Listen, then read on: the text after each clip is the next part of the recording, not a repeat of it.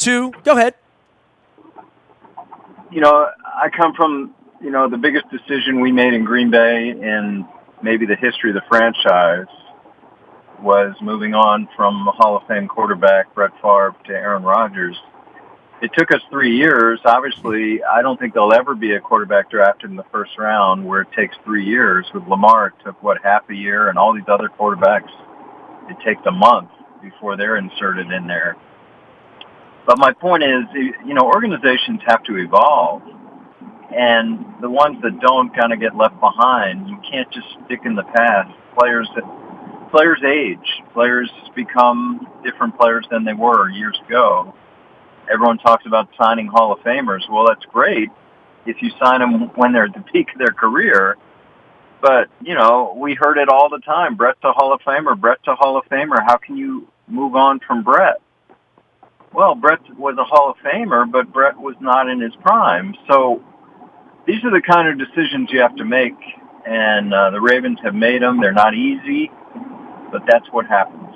Andrew Brandt is here, Executive Director of the Morad Center in Villanova. I'm going to talk about Vayner Sports with him in a couple of minutes as well. But Greg Roman, in running this offense and having done it obviously with Kaepernick, and we'll get to that in a little bit as well, but running the offense and having success, it feels to me over the last month, he is taking the car out for a ride in designing and performing acts that you can only perform when you have the best player at quarterback in high school. The sort of things that you could scheme up and dream up that he couldn't run because he didn't have the players to run them. It feels like the pieces they have in this offense right now make them very, very multiple and really a nightmare for defensive coordinators and a nightmare for personnel if you don't have 9 defensive backs. Yeah, again, the big games are coming up. They seem to be setting themselves up for a high seed in the playoffs. This idea that you'll figure it out, they'll figure out Lamar like they figure out other quarterbacks in the past. We'll see. We'll see. It always is, to me, when you talk about running quarterbacks, the obvious point is, the analytics guys will tell you this, that, you have a running back who's not part of your blocking scheme behind the quarterback, but if the quarterback's the runner, then the running back becomes part of the blocking scheme. So you actually have more blockers if your quarterback's the running back rather than your running back the running back. So you just think of that in those simple terms, it makes a lot of sense. Well, the amazing thing for me watching this unfold really began last year when it looked like the old magnetic board game we played, right? Like it was just run right, run left, everybody goes. This year it's obviously a lot more sophisticated. He's thrown the ball better, but just down in distance, right? Like they're always in 2nd and 2, 2nd and 3. They're always in these manageable down and distances, which really allow them to ram 6, 7, 8-minute drives down your neck in the second half. They've been consistent at doing that over 2 seasons now. Yeah, when you can tuck and run as a quarterback, it gives you so much ability to create off schedule plays, and the best quarterbacks, whether it's Rodgers or Breeze or Roethlisberger and now Jackson, Wilson, a lot of their best plays are what we call off schedule. They're just not the play called exactly, but you have that ability for movement. It's going to give you so many off-schedule plays that teams aren't prepared for. That gives such an advantage. Yeah, Ben Roethlisberger knocked us out of the playoffs a few times on those kind of plays. Andrew Brandt is our guest from, of course, ESPN, the Packers, all over the place. You can follow him out on Twitter at Andrew Brandt. He's up at Villanova. 17 games and this proposal. I love talking labor issues with you and where it's going because it feels like every 3 to 5 years we get together and there's going to be a fist fight over franchises or money or TV or club seats. I mean, Lord knows it's been over everything. Is there a way for them to get détente and get this thing to 17 games, get this international game as we saw Mexico City the other night? Am I going to be seeing the Ravens play the Chiefs in Rio in 2024? Yeah, I think that's going to happen because, listen, I think the bargaining thing always comes down to leverage and options. And, we can talk about that with Kaepernick, too. What are your options? And the options for the players' side to get what they want. And we don't know what they want exactly. I'm thinking they want a better revenue share because they kind of got pushed down in 2011. They want to get that number up. They're at like 47% now. They were at 50%. Maybe they can get to 48, even 49. But to get that, what are they willing to give? They don't have anything the owners want, do they? Except an extra game or two. And that's something owners want. So when people talk about the players shouldn't do this, they shouldn't do that, well, how in the world are they going to get more money if they don't do something? And the something they have is extra games. So I absolutely see that. You know, we already have four games in London. That will go up.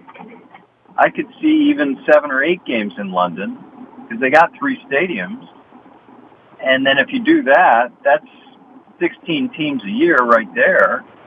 And then you can have the other teams go to Mexico City, go to Toronto, go somewhere else. I mean, to me, that's pretty viable as an option. Andrew Brandt always speaking wisely about the business of sports. You can follow him out on Twitter as well. All right, aside from all of this, just the fact that there would be labor peace, right? Like the biggest picture of all of this, aside from officiating and, the other nits they have in the game and a lot of empty stadiums, as you well. I mean, the Ravens are 8-2, and they had, 10,000 people decide not to show up for the game last week against Deshaun Watson. I think we're seeing that across all sports across the country, but branching this thing out, finding peace is something that it feels like baseball might not be able to do this time around, right? You're talking about baseball? Well, now? I'm just saying when that becomes the focus of the offseason, we had that 3 or 4 years ago, that they're trying to do away with that. Make this offseason the offseason that they figure it out instead of going to war the following year when everybody's up against the clock. Yeah, I mean, we'll see with baseball. It's been interesting following baseball as a football fan because the idea of free agency in football and basketball is that the top free agents sign at the gun when free agency goes off. In March for NFL, in July for NBA, and a minute you've got 100 signings a minute later. Of course it's tampering, blah, blah, blah. Hey, we had a funny story here when Rex Ryan and Mike Pettin were, trying to get to Bart Scott to lure him to the Jets. Bart Scott's dog chased him at 12:01, literally. Yeah. So, yeah. But in baseball, we had the 2 prime free agents last year, at least, Machado and Harper, who signed in March, and the free agency opened in December. So think about that. That's akin to a top NFL free agent signing in August. So it never made sense in baseball. So is it collusion? Is it teams stepping away from signing free agents? Can you prove it?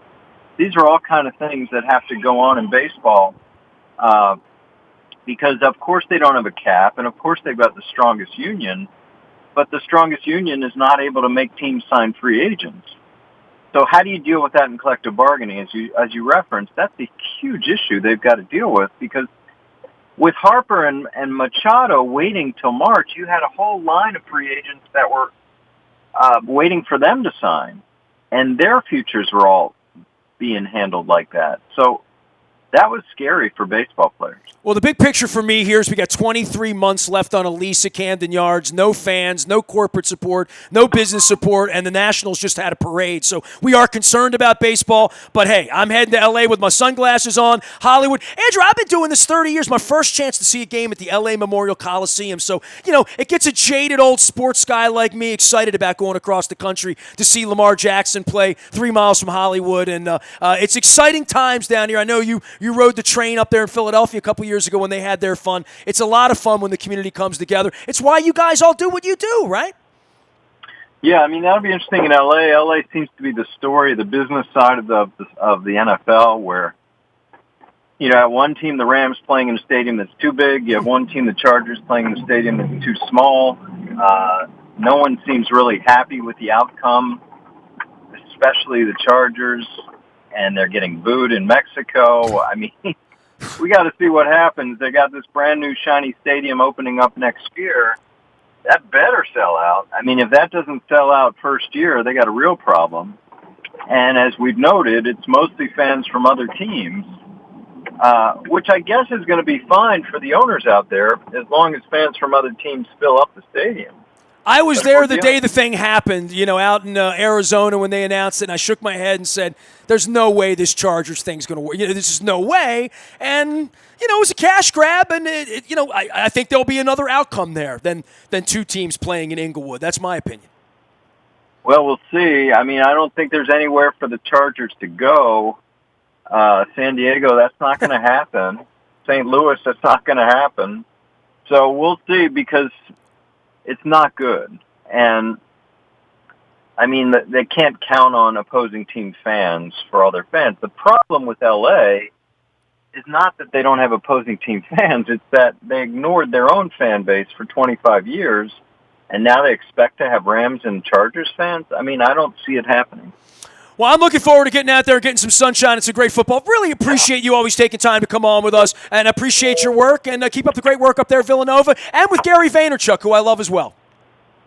Thanks, Nestor. Really appreciate it. Appreciate it. Andrew Brandt joining us here, Executive Director at the Morad Center at Villanova, and also the Executive VP of Vayner Sports. We had Gary Vaynerchuk on at the Super Bowl. I'm a big fan of Crush It and all things Gary V, except the Jets. I'm not a fan of the Jets, and he will know that on December the 12th as well. I think he'll be avoiding me that week. Joe Douglas will be avoiding me too. Nasty at WNST.net finds me. The buyatoyota.com audio vault there 24 hours a day from anywhere in the world on your mobile device by downloading the TuneIn Radio app. We do come in crystal clear from anywhere in the world. I am Nestor. We are WNST.net, AM 1570 and WNST Taos in Baltimore. And we never stop talking to the smartest people in sports like Andrew Brandt.